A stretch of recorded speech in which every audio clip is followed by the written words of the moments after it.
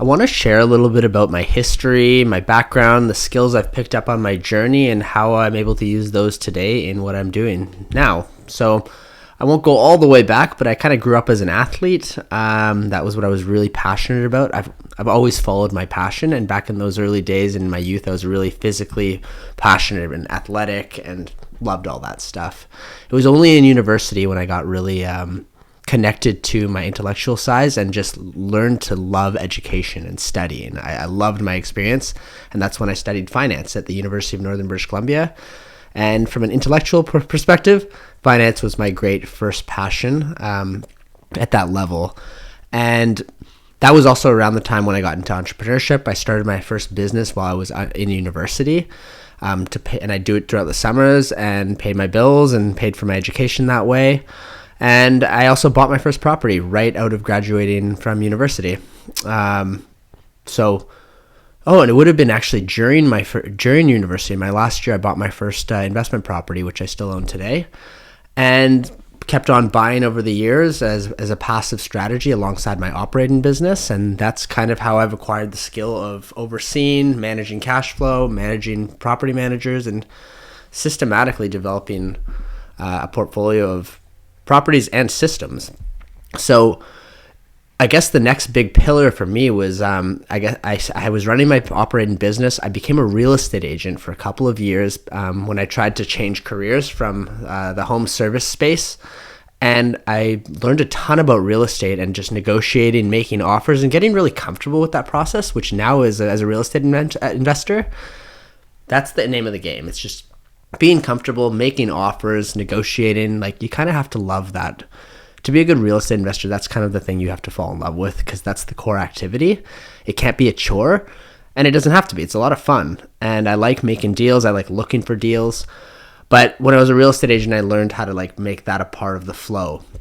But I did discover that I didn't really like selling real estate. I didn't want to sell real estate as much as I wanted to buy real estate.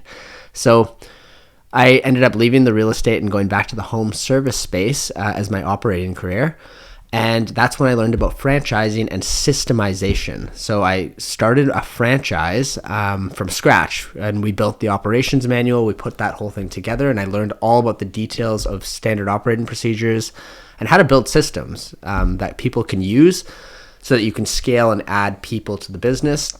You need operating systems, you need video trainings, you need ways to manage quality and control that experience so that lots of people can act under a certain system.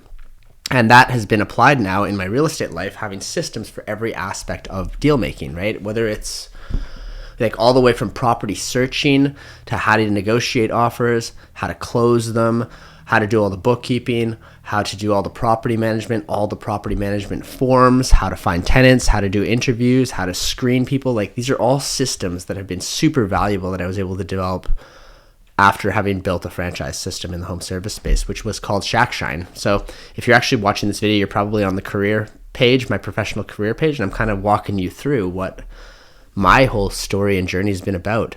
But it was started with finance. It started by buying one property at a time over the years and just letting them perform over the years.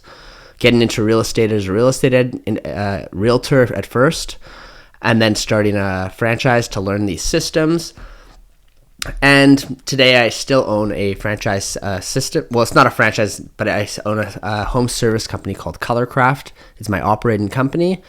And then I have my second business now, which is buying investments and continuing to buy these passive investments, which aren't as passive as you think, but it takes some skill and expertise, but it's not quite as full on as a painting company operating is. So that's a bit about my story, where I come from, and what I'm now passionate about, and what are the skills I bring to the table that I've developed over time. Like, I've come to realize what my skill sets are, and it's just that it's systemization and the ability to go out and make deals happen and put them together and then manage them for profit. All of that I've come to realize these are just my skills.